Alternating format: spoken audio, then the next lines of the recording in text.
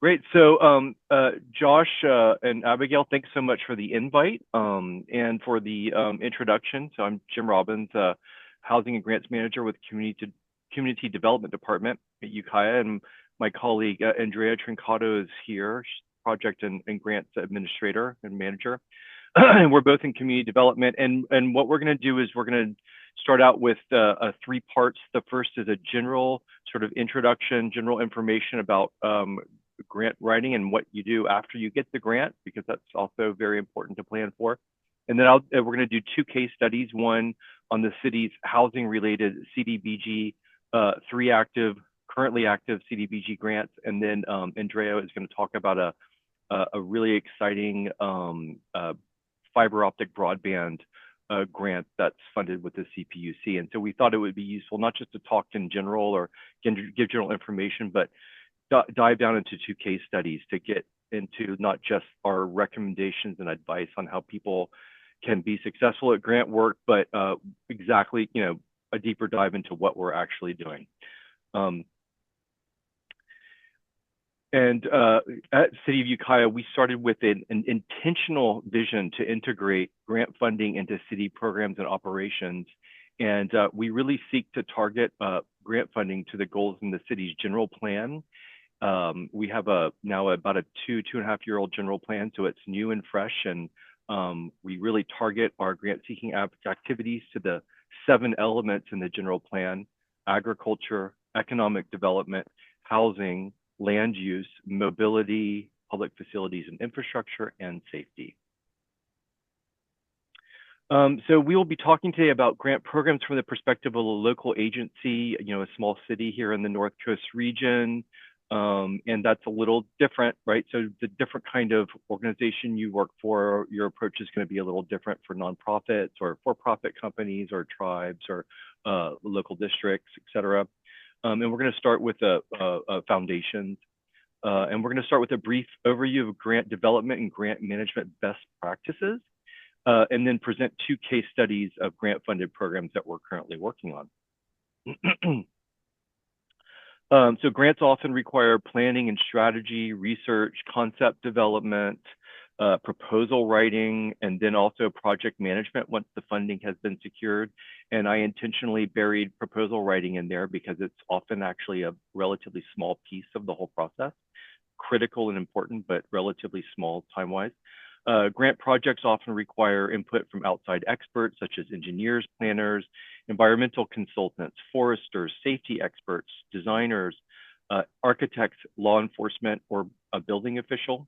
We would encourage you to consider partnering with well-qualified and vetted consultants or nonprofits that can, in some instances, work themselves into a project once it's funded, provided that your organizations and the grant programs procurement requirements don't exclude that. If they let you do it, that can be an interesting way. So you build a consultant or a nonprofit into the project as you're designing the proposal.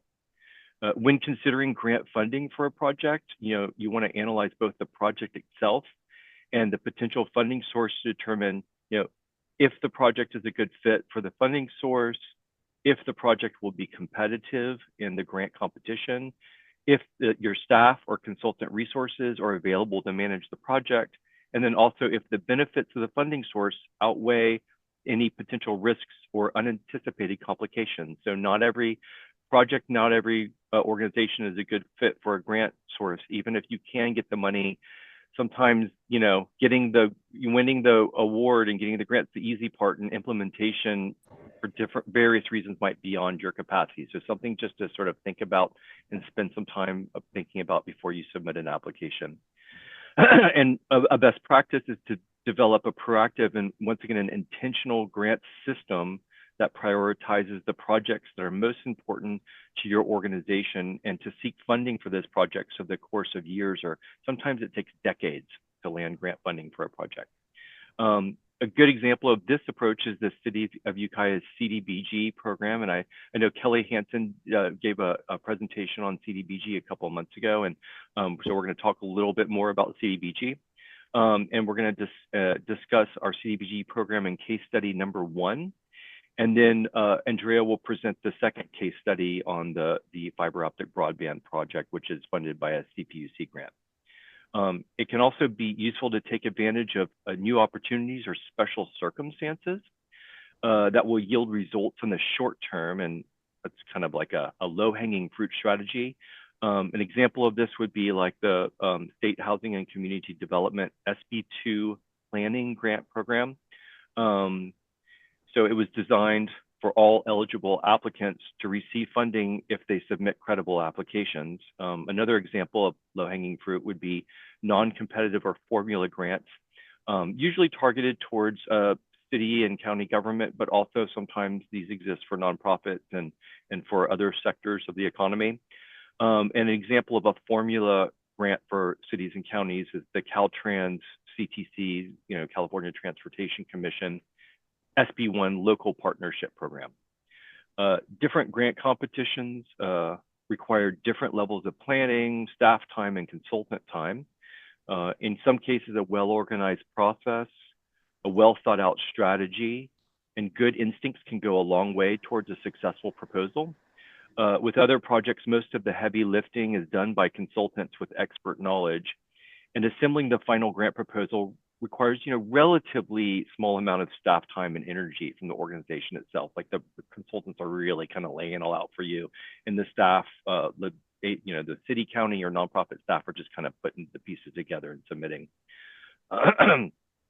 Good subject matter expertise, a strong planning process, and ample time to assemble a proposal are three important elements of winning projects. So preparation and planning. Next slide. So a very important part of the grant writing process is proper planning about what to do after the grant is awarded. Post-award project management, right? So applying for the grant is called, especially at big public research universities, called the pre-award process. Then once you get the grant and decide that the conditions are acceptable and you accept it, then you're in the post-award process. So post-award grant management should be divided really into two categories. The first is managing the actual process itself, whether you're building a bridge, purchasing large equipment, or making changes to your city or county general plan or other planning documents. And the other aspect is managing the grant agreement aspects of the project, following the grant rules, timely reporting, proper documentation, fund management, billing and your billing and accounting practices, and grant closeout, which includes a combination of accounting and project reporting work. So, I'm often asked, how much time does it take to put together a competitive grant proposal? The writing process can involve many different aspects depending on the circumstance and what you're applying for. It can include studying the problem at hand, project design, scope of work development, which is very important and cannot be overemphasized, researching the grant opportunities, attending grant maker meetings, and also networking both with agencies that are giving out grant money, but talking to networking with other applicants, where you share information about challenges that you face and opportunities that one of you might know about that someone else doesn't know about. Editing and revising the proposal, writing the proposal, and submitting it with the final submission. The timeline for assembling competitive grant proposals varies from project to project and can take anywhere from weeks to years.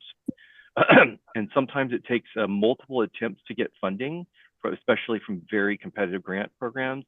And some programs offer feedback to, if you have an unsuccessful proposal, to refine your proposal and try again. So if a grant series or grantor agency offer feedback, definitely participate in that process and schedule a meeting to get feedback from them. Some examples of staff time necessary to develop grant proposals that I've worked on in the past are, say, for example, a Department of Water Resources flood emergency response grant, about 60 hours, a FEMA hazard mitigation grant for removal of airport trees and other vegetation management, 170 hours. That was a big one. Caltrans active transportation program, a rail trail proposal, was about 170 hours as well. And a private foundation, Coca-Cola Foundation, Keep America Beautiful program for a grant proposal for recycling bins was closer to like 5 or 10 hours. So another question is often how much time does it take to manage a grant-funded project once it's funded? And in many ways, from a local jurisdiction perspective, grant-funded projects are similar to projects that you would fund with your local tax money or general fund dollars or enterprise fund dollars or fee-for-service funding. However, grant-funded projects often add additional time. There's conditions, there's reporting requirements, there's state and federal or regional regulation requirements. And so the additional time and regulatory requirements of grant funding should be taken into account when considering the viability of a project or a funding source. So unless there are very specific questions or points of clarification, I'm going to go ahead and move into the first case study. Josh, you guys ready to keep going? Yeah, I'm not seeing any hands raised. I mean, generally, these are pretty casual. People can feel free to raise hands along the way or put stuff in the chat. Greg, I'll point you to the chat, which I see you're making good use of. But please keep going, Jim. Yeah, and feel free to interrupt me if you have a question or raise your hand. I think I'll be able to see that. If not, Josh or you guys just get my attention and we can stop in the middle. So the first case study is the City of Ukiah's 3 active CDBG programs in support of housing. So code enforcement services, housing rehab, and a housing condition survey. The City of Ukiah is now 7.5 years into an intentional program to increase sustainability by better linking planning, building, code enforcement, fire prevention, business licensing, grants management, and housing into a single overall approach to community development. This 7-year program started with, that's targeting and focusing on housing, started with a housing strategy at the city council level. And then with the creation of a housing trust fund, a housing division, the integration of code enforcement, grants management, and fire prevention, and most recently, the business license and services program. The city saw a link between code enforcement and housing rehab programs and a need to conduct a housing condition survey to better address the housing conditions in the community. So in 2021, the city applied for code enforcement and housing rehab grant programs simultaneously, 2 separate applications with the goal to operate the CDBG eligible activities simultaneously. They were awarded in 2022, and then staff started operating in 2023. These programs currently operate within 6 low and moderate income census tract block groups in the city, in a city of about 4.8 square miles with a population of about 16,500 people. So it's about half the city are low and moderate income census tract block groups. And this dual approach of code enforcement plus housing rehab satisfies the requirements under the Federal Housing and Community Development Act, Section 105A3, and HCDA Section 105A3. This regulation states that code enforcement must be performed in conjunction with improvements, rehabilitation, or services. And the purpose of this requirement is to ensure that deteriorating areas are being made safe and sanitary for the general public, not to generate revenue through code violations or improving a neighborhood through, the relocation of low-income residents out of the neighborhood. And our city believes that by operating the code enforcement and the housing rehab programs together, they can be compliant. Both the 2 programs can be both compliant with these federal regulations and statute and address the needs in the community at the same time. So serve both purposes. And with the code enforcement program, the purpose is to help identify distressed properties and need and assist those cited with making needed improvements. Using the CDBG funding, the city was able to hire a code enforcement inspector. The code enforcement inspector is out in the community talking with residents and is well versed on the housing rehab program as well that's being offered for those who are issued citations. And the code enforcement inspector and housing division staff work closely together, meeting regularly to share information and discuss best practices. So the housing rehab program, also CDBG funded. The purpose is to provide assistance to low and moderate income households. For those of you know what this means, 80% AMI and below area median income for the county, including those with housing related citations and other rehab needs, citations they might have gotten from the code enforcement officer, for example. And with increased demand for housing and a corresponding increase in development activity, construction costs have increased. That's no secret. Everyone knows costs in general, and especially construction costs have really skyrocketed recently. And our community is facing an aging and deteriorating housing stock, which is common across, I would say, across the whole North Coast region. And for low and moderate income owner occupants in particular, the situation makes health and safety repairs costly and out of reach for them to do on their own with their own resources. So we submitted a third CDBG application, this one in 2022. It was awarded and work started in late October 2023, and the survey work and the final report should be completed by the end of 2025. The purpose of the survey is to give staff an up-to-date and the public and our city council and whoever's interested an up-to-date snapshot of current housing conditions in the city's low and moderate income neighborhoods, as well as identifying areas for staff to focus on in the future. And the data from the survey also is very useful for future grant proposals. So operating these three grant-funded programs together is highly motivating to staff. It gives staff a sense of serving a larger goal of improving housing conditions for low and moderate income families. All of the programs are run together in-house. So this is an example when we're not using outside consultants, but doing it all with our own staff. And the goal is to have qualified staff working together in the same department so the city can get as much traction as possible to address the housing needs in the community. And that's it for case study one. Maybe we could pause a moment for any clarifying questions, or I think we probably mostly, Josh, I'm guessing we want to do most of the Q&A after the presentations, but if there's any pressing or urgent questions, we'll take a pause and look around. I think you got a bunch of active listeners, probably. Yeah, doing. I was going to add, this is not a real talky group. So it doesn't mean we're not interested, but this is pretty common for us to just listen and absorb. So absolutely. Yeah. And then the slides will be available after and will be posted on the website, I guess, as will the recording of the conversation if people want to kind of go back. Well organized and presented so far, Jim. Really nice job. So keep going. So, Andrea, are you ready? Yeah, thank you, Jim. Jim's going to be operating the slideshow, so I'll just ask him to advance the slides. Again, I'm Andrea Trincato, a project and grants administrator for the City of Ukiah Community Development Department. I'll be talking about case study number 2, which is the Ukiah Gigabyte Fiber project. The city's very excited about this project.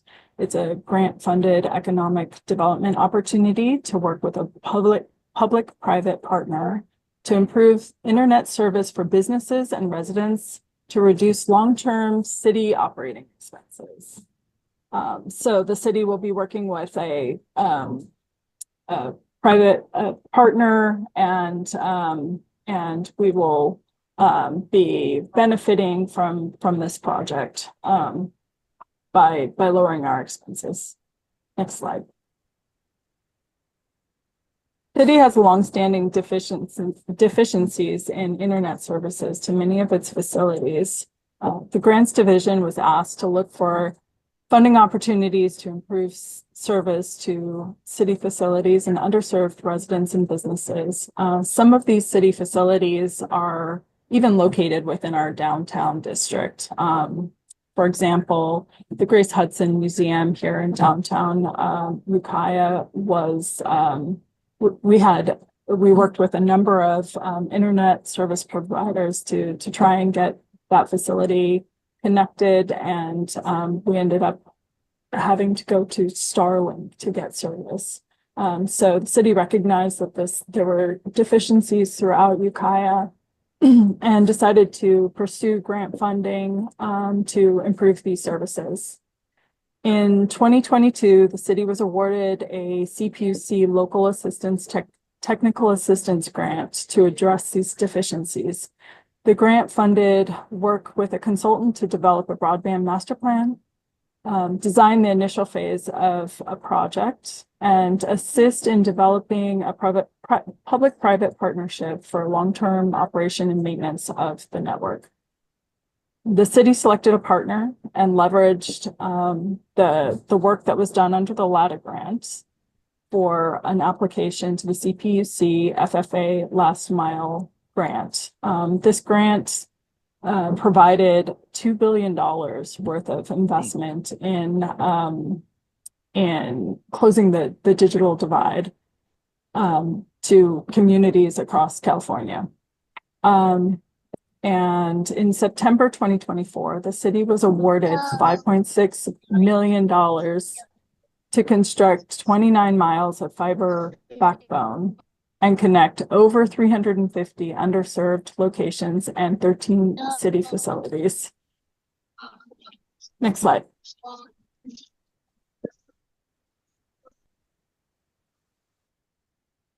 So the grant gave a competitive edge to cities that were working with qualified internet service providers by scoring additional points for a demonstrated partnership. Recognizing the need to balance the benefit of public ownership and private expertise and service delivery, the CPUC encouraged public-private partnerships to develop successful and viable projects that promote a competitive market and close the digital divide. Once built, the ISP will operate, maintain, and offer customer service and billing. The grant has made the project viable to the ISPs by establishing a basic network in a new market, and this will encourage the ISP to invest further in the build out of a network in Ukiah over time. It essentially gives a foothold here, and that once the initial investment is made here to create a network, it can grow from there. So previously, the city looked to establish to attract an ISP into Ukiah and provide an improved service. And when that was looked at by the ISP as just a private investment, it didn't pencil. And so with the infusion of the grant, it's really making this project a viable project.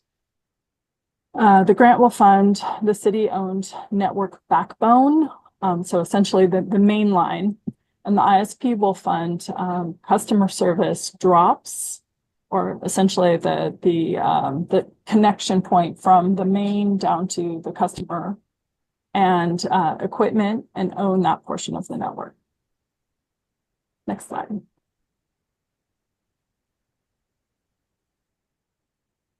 Project will connect the priority city facilities that are either currently underserved or in need of improved services. As part of this partnership, the city negotiated free internet service to these facilities at speeds of 10 gigabyte upload and download speeds, or symmetrical speeds, in exchange for a long-term lease of the system. The city will own the network, and the ISP will pay for the ongoing expense to operate, maintain, and provide customer service. So it's in establishing the public-private partnership, there's mutual benefit. This partnership will provide ongoing savings to the city and improve service for the next 30 plus years.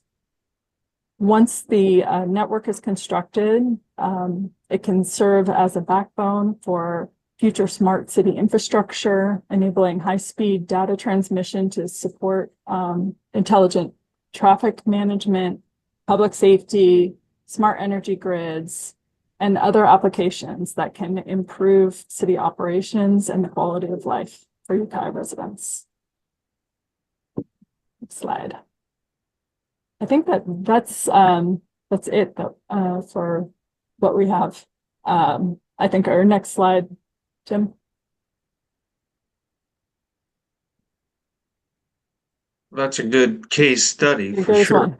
Yeah. So I think this is the last slide. Oh, I think that we. There we go. There we go. Sorry. Okay, sorry. Okay. The button was stuck. One more.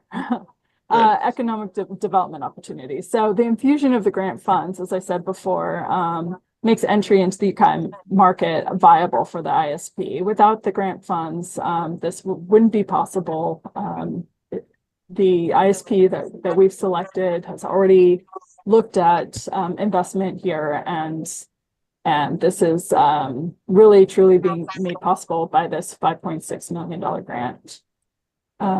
Currently service within the city with the established ISPs here now is between 20 and 200 megabytes per second for download speeds, and between 10 and 30 megabytes per second upload speeds.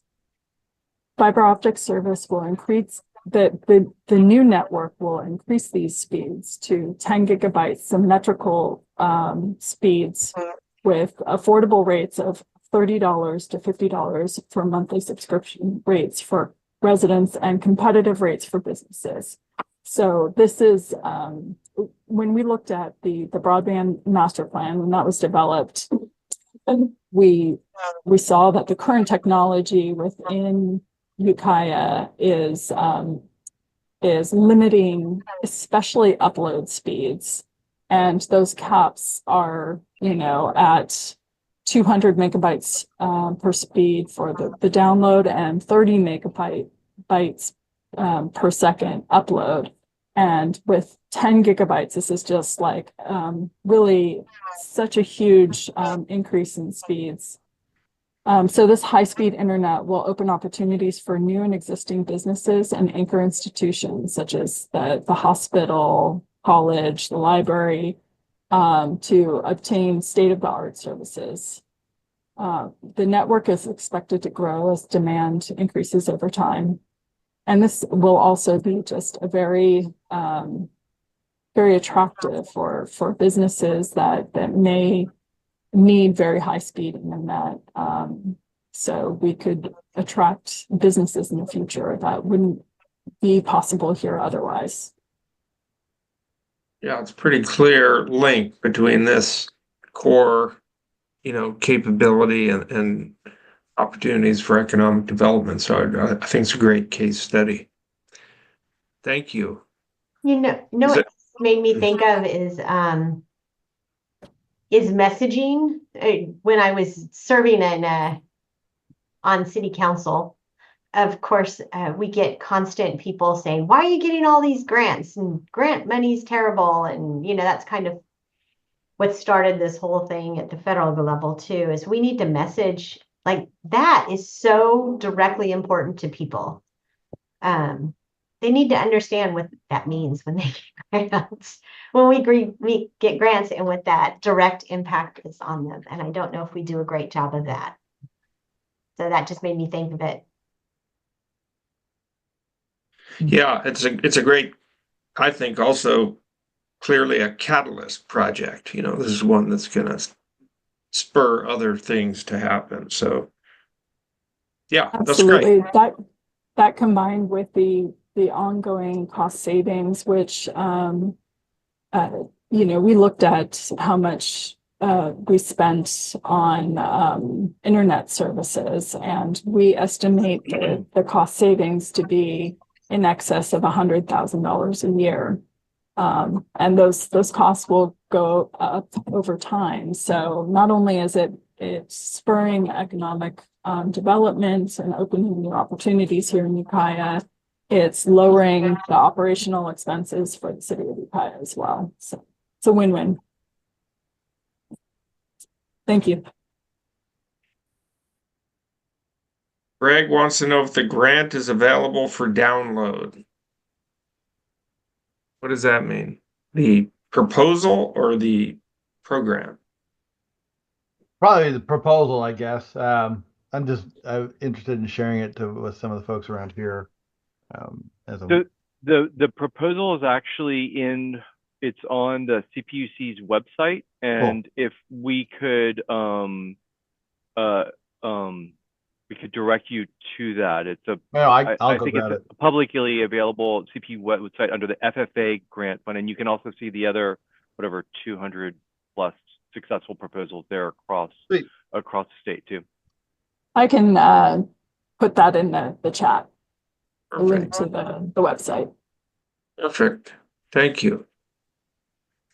Excellent and perfect timing. So, Kristen, with that as a setup, you know what's been covered already, and I'm sure you have a broad range of things to talk about, but I think this is a great case study of the municipal, the public agency side, and I know that you cover such a range of sectors, Kristen, that I'm sure you'll have other stuff to add. So without further ado, I think the floor is yours. Great, thank you. I appreciate it.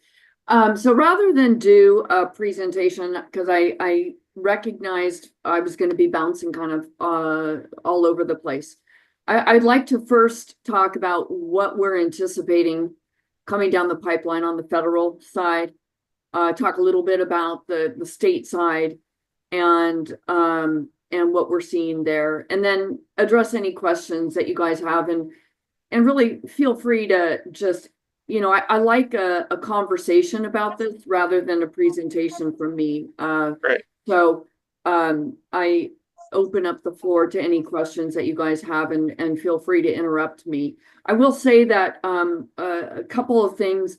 Our firm is at just under about $2 billion in funding. We're about 15 years old, and the sectors that we primarily have played in are really in the technology sector. So that's an area that's kind of near and dear to our heart. I'm going to be going back to Washington. I was a federal lobbyist for several years, and I'll be going back to Washington next week for a while. There is a RRRISE conference. ARPA is kind of the innovative arm of the Department of Energy. The first thing to note about that is that most of the federal conferences that were earlier in the year were all canceled. ARPA has not been canceled. And that tells me that they're anticipating, having funding come down the pipeline. We're watching the Senate and the House budgets very carefully, because they're going to give us a really solid clue as to where this administration is likely to put some of their funding chips.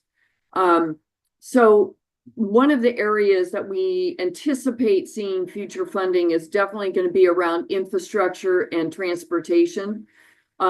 So instead of, high-speed rail and EVs, we're probably looking at roads, bridges, and more traditional infrastructure projects. But we do know that that there is going to be particular interest in the benefits to rural areas, which could be beneficial to the coastal communities in Northern California. We are also anticipating in the energy sector that there's going to be funding in the oil and gas area with new power plants and pipeline construction. Nuclear energy is going to be front and center. We're hoping that hydrogen stays in because there's already been a pretty significant investment there with the previous administration, and it kind of doesn't make sense to pivot. But we're also anticipating anything around energy independence, including fossil fuels and alternative energy sources, are going to continue to see some funding. How about How about wind? Because I know that's a big topic on the North Coast. That is a big topic, and I would say that we're seeing the offshore wind is still gaining some traction.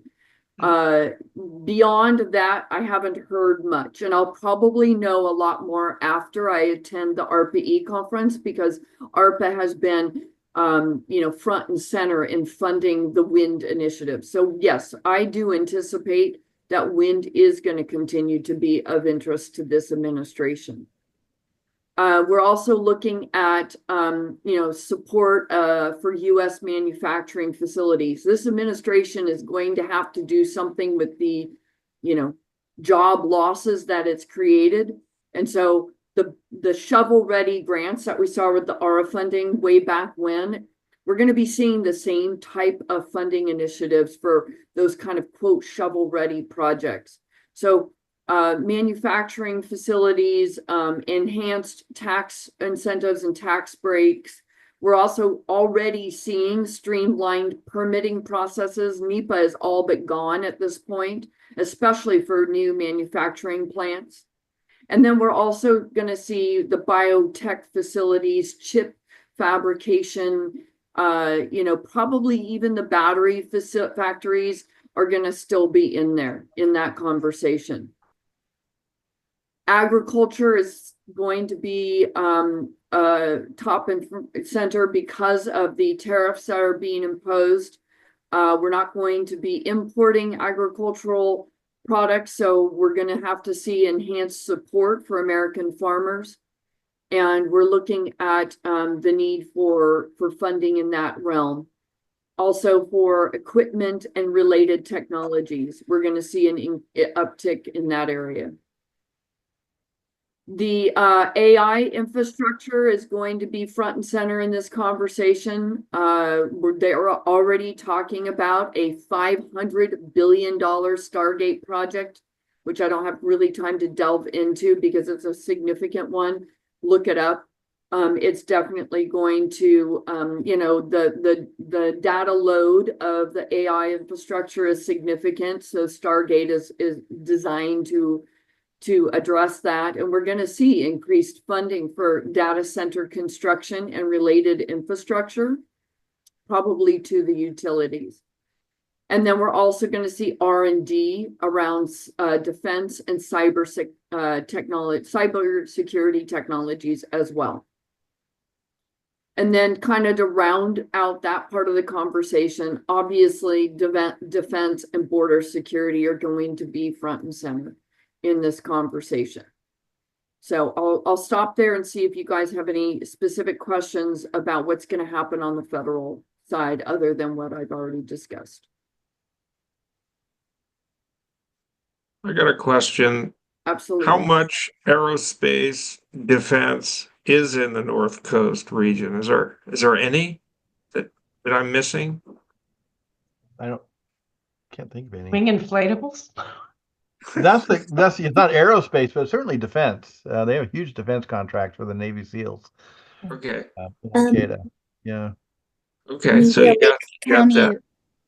A Lake County person can correct me, but I believe they do have at least one firm down there. Or maybe there's an growth opportunity there.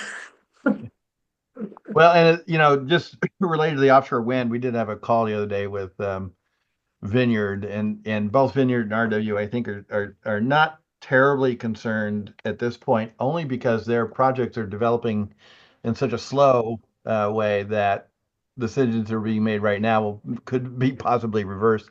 And in fact, Vineyard said the bigger issue for them right now is not federal funding, but getting the state's grid project underway and finished, and then the power purchase agreements for their uptake of power. So, at this point we have everything we need except generation, transmission, and market, but it's ready to go. And it's all in process. But when it's interesting to talk to them because they talk in like 5-year, 10-year increments of time, and so they were like, well, we wouldn't be looking for a lot of federal support at this point. Now, where it does affect us and may affect others in the region is if there's any federal funding, and there is, contemplated for port upgrades. And a big grant hanging out there that was legislatively driven for the Port of Humboldt is still looking for a $400 million match. So, Right. so how about forestry though? Isn't, I mean, I saw there were some. that's hurting us. Yeah. You know, there was a $6 million project in southern Humboldt around Shelter Cove to do wildfire mitigation work through the BLM, and that money is gone and are being held. And the impact has been, and we talked about this morning at the CERT call, that some of the contractors that are already started spending money because of the reimbursement contract. And then we have a couple other of our customers that do wildfire mitigation work, who have been to this point, I think, almost completely state funded. But there's a lot of talk about how these wildfire mitigation monies through the Forest Service and BLM and others are held up and may not be. Even though raking the forest, I guess, is the way we're supposed Yeah, get out there and rake the forest. So anyway, and I think, like, I read somewhere the Delnort Fire Council had laid off employees up there. They're closing the big BLM office in Arcata, which is privately owned, and they're going to end the lease on that. So, you know, those kind of things are happening. And NOAA is the other one. So anyway, Right. that's kind of not related to the topic today. It's just what's in the wind. Okay, I'm going to continue on if you don't mind. Please. Okay. So one of the things that was mentioned earlier by Josh is Newsom's economic blueprint. I'm just going to kind of talk about some of the key grant opportunities there. One is the Ready Go Projects grant. I'll give you a little bit more information on that in a minute. And that's $125 million. That's going to be supported, allocated to support new projects that align with some specific strategic sectors, and I'll talk about that in a second. Next is the Native American Tribal Economic Development Grants. There's one for $15 million, and that's for economic planning, pre-development, and implementation projects for California Native American tribes. Another big chunk is going to LA for the fires. There is an apprenticeship innovation fund of $52 million for new apprenticeships focusing on high demand sectors such as like finance, advanced manufacturing, and healthcare. And California Opportunity Youth Apprenticeship grant, which is $16 million for kind of pre-apprenticeship and funding for younger people 16 to 24. The strategic sectors that he's calling out of keen interest is aerospace, defense, clean economy, high tech, life sciences, working lands and water, manufacturing, creative economy, financial, professional services, tourism, outdoor rec, and transportation and logistics. They've also identified construction and healthcare as anchor sectors. So that's under the California Economic Blueprint program? That is correct. Okay. Yeah.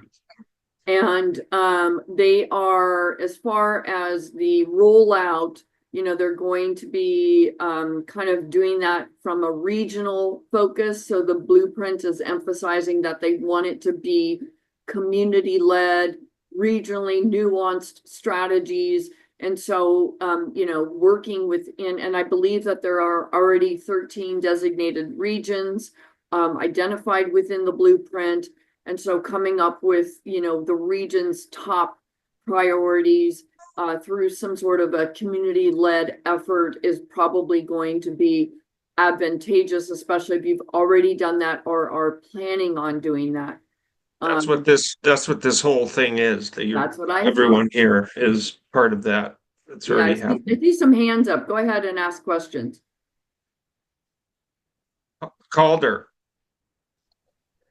Yes, regarding the list of target sectors you just gave us there. I'm curious because going over the RFP for the implementation funding, it seemed that they were sticking with, at least according to the RFP, with industries that were in the accelerate and BEC categories of the economic blueprint, which did not include the creative economy, outdoor recreation and tourism, and just like basic working lands.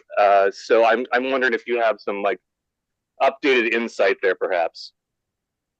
I'm gonna go ahead and jump in on this one, Kristen, just because we had a meeting with our GoBiz rep, and there are things that underlie that RFP that aren't out front and center. And we have been messaging this really carefully to the collaborative at large for that reason, because we don't want folks to sense, oh, let's all get together and put together a proposal for this. So the state is being really, really specific in what they're going to fund. The first thing is that they're really looking for interregional projects. So they're looking for conveners from multiple regions to get together, make that coalition, and submit. And they are looking for very specific sectors in the Accelerate. And they said they're considering some in the BET, but we were given like really specific instructions for people to reach out to and talk to about putting together proposals. So I just want to say, as folks are approaching you all and asking about this opportunity, tell them to be really critical in reading the RFP. We don't want folks sinking time into something that it's not going to be a good or broad opportunity for a region. Perfect. Thank you. And so, yeah, and I think that this is, I mean, it just came out, it's evolving. And I know that we've been also in contact with GoBiz, talking to them. They absolutely are working, to kind of add clarification to how this is going to be veiled down the road. And so, yeah, I think that it's evolving. One of the things that we also talked about was Prop 4 funding, and I know Josh had mentioned that there was some interest there as well. And so with the Prop 4 funding, I know that there are some specific budget allocations set aside for coastal resilience purposes, such as coastal flood management, sea level rise planning, coastal resiliency projects and programs, and adaptation strategies. We'll probably see future RFPs coming out that are going to be specific to those areas as well. And the allocation roughly at this point is 33 million for coastal and flood management, 20 million for sea rise planning, 31 for resilience projects and programs, and 24 million for the adaptation strategy. We also do know that we've been kind of watching the coastal grant programs where, they're likely to come out in early 2025. I don't think they're out yet. And there's a small amount of funding in the Coastal Stories grant program as well, which is, I believe that deadline's coming up. So any specific questions about Prop 4 or any of that? I could just add, I think especially on the North Coast Resource Partnership is going to be a key avenue by which those funds come through. And so just being plugged in there will, be strategically smart there. Walter. Yeah, I apologize. I'm sort of multitasking here today. You mentioned an opportunity earlier for economic development for tribal nations. Could you repeat that information again? Yeah. And that was, are you talking about for the economic development? Yes. Section? Yes. Yeah. So there in the blueprint, there was a set aside for 15 million for economic development projects for California Native American tribes. Oh, is that under the RISE, Redwood Region RISE already? Under the California Jobs First? Right. The California Economic Blueprint that was just released, kind of the umbrella for the Jobs First program. That's where those dollars. Oh, okay, thank you. And then secondly, to Greg's point, maybe we start planning for a shipbuilding yard there in Humboldt Bay so that you can get some money. Just a joke. Amanda. Yeah, just letting folks know might be of interest that this is the tribal funding opportunity is on the agenda, I believe, for the tribal table this Friday. So we'll walk through it and discuss some good approaches. Excellent. So our firm has a pretty intentional process when aligning our clients specifically to these types of funding opportunities. We have, it's called a key considerations analysis. And basically we work with our clients to not only, identify the funding, the future funding that's coming down the pipeline, but once we identify something that looks like it could be a good fit, we have a pretty specific process for determining likelihood of success.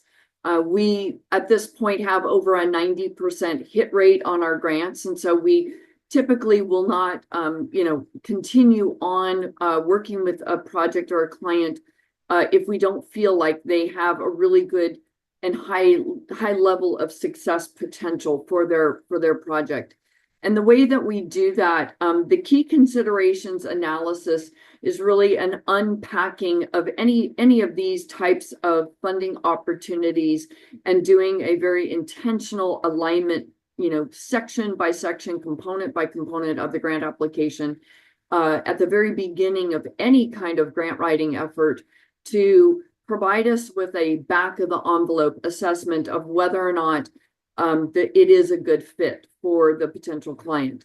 And if we determine that there are areas that are kind of, not a great fit, then we look at those areas and determine, is it possible for us to bring in like other partners or to address the deficiencies that may, plague the application. So, and it could be, a manufacturing facility, and let's say that the site has not been clearly identified. So what we may do is work with the client to have them understand of the sites that could possibly be acquired, which ones are going to be most favorably aligned to the attributes of the grant application, giving them the most points possible. So we really help them to kind of narrow down that selection process and align them as strongly as possible to the attributes of the grant. And so we do that for our clients. So we are not only working with them on, writing the grant, but really helping them to design the application so that, the likelihood of success is super high. We provide other types of services that I think can be really beneficial, benefit cost analysis. For the housing grants that we work on, we've worked on quite a few over there in the coast through like Strategic Growth Council and HUD and others. The benefit cost analysis and the greenhouse gas calculations become a really important aspect of those applications. And so, we have people on our team that can really help articulate and understand some of the impacts that the greenhouse gas calculations have on the grant application and how to best nuance them to get as many points as possible for our clients. So those are some of the strategies that we deploy to have the high success rate that we do. We're really kind of, I would say, a bit brutal with our clients. If we really don't feel like they're going to have a high level of success, we're going to tell them right off the bat. Going after these grants can be costly. It takes a lot of time and effort, and And we really don't want to go after an application that we don't think that the client has a really high level of success for. Any other questions for me? I have a quick question, if I may, you guys. Do you, Kristen, do you guys also have experience with or comfort with or knowledge about other kinds of BCA or benefit cost analysis specifically for U.S. Department of Transportation grants or for FEMA, like hazard mitigation? Because I know that's something that here in Ukiah, Mendocino County, there's not a whole lot of consultants and firms that do BCA, or often sometimes they don't want to do it because they want the work for the they don't want to be involved in submitting the proposal. They want the work after the project is funded. Yep. So that's in my opinion a very big deal that you guys have that experience. Yeah, we have a specialist as part of our team that specializes specifically in those FEMA benefit cost analyses. We've been very successful in acquiring funding with Evan's help. So yes, we can do that. And we also we have a chief of compliance. We also manage the contracts once they're funded. And so one of the areas that becomes an issue both pre-award and post-award is with compliance around procurement. And that procurement compliance conversation actually needs to start, as we're developing the grant application, because, if a partner is not properly procured by a potential client that is applying for funding, and that partner is also anticipating being part of the budget that's going to be submitted, the procurement rules and requirements may preclude them from participating in that grant application once it's funded, right? And so we also have people on our staff that help with a quick procurement process to bring people on board ahead of time so that they are now properly procured and can be part of your grant application as needed to partner with you to add both value and to become a key partner in that application. So we have a variety of services that I think people don't think about until they become a problem, and you're in the middle of the grant application and you realize that we've got a major problem that needs to be dealt with. We've done so much of this now with as many grant awards and applications that we've done. We can anticipate the problems from the very beginning and point them out and say, hey, we're going to need to deal with this ahead of time. When we do our initial kind of analysis of what the client is proposing, we can point out the issues that we know we need to tackle first and foremost. Any other questions for Layla? Yeah, Kristen, this is really helpful, both your insights and the rundown of your services. I appreciate this. And I'm imagining the answer is yes. I'm curious if you've been keeping an eye on the climate bond, and if you have any suggestions, insights for us. Yeah, I wish the climate bond situation was more, transparent and easy to read than it is right at the moment. Yeah. I suspect I'm going to know a lot more after my meetings in Washington next week, because I'll be meeting with some of the key climate people back there, and I'm going to probably have a lot more to tell you.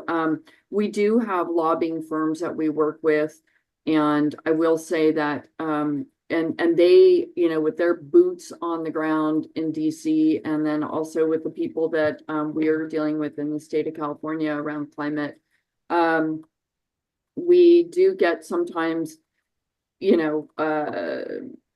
tidbits of information. Is there something specific that you would like to know that would be most helpful for you? Well, I'm busy working on an excruciatingly detailed matrix, trying to understand exactly how it's structured and flowing. Okay. For the simple reason, as you might imagine, that we're really interested in ensuring that our community partners across the region are as well positioned as possible to compete for those funds, and especially knowing that I don't know if you're familiar with an organization called North Coast Resource Partnership. But I think, are particularly well positioned to perhaps negotiate block grant funding for the region, because they have trusted relationships with the agencies that are at play with the climate fund. Yeah. Yeah, and I think that's going to be absolutely key. I think that those relationships are the platform from which you're going to move climate related projects forward. There's a lot around this. I could give you a whole presentation about the climate bonds, and I just think that we should, after I get back from Washington and then meet with the state of California people that I know we're going to be pushed towards, because we're going to be looking into this. We actually have a call scheduled towards the beginning of April to discuss this a little bit more succinctly on behalf of one of our clients, a big client of ours that's going to be participating in this.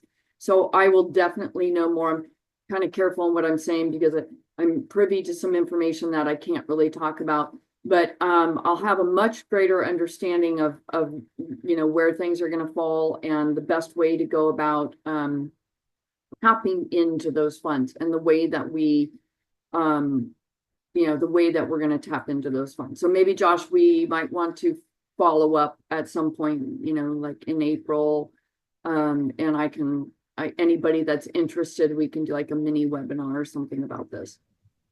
Yeah, I think That'd that's be fantastic. Yeah, I'd be happy to. Yeah, I mean, it's some of the only climate funding our region's going to see, given the federal Yeah. freezes, And aka it's also going positions. to be really, really competitive, right? Because everybody's reason. looking at this. Yeah. And Right. so one of the things that I will say is that we are recognizing that some of the corporations and a lot of the foundations are also stepping up, and there's a huge amount of activity around this in this sector for those entities that are recognizing that many of them are going to have to start putting more resources here. We're dealing with a rather significant state of California foundation right now in this huge conversation. They're putting together, they are a key player in this, and they're putting together kind of a bigger corporate foundation strategy to address some of these issues. And we're helping them frame that strategy right now. And so,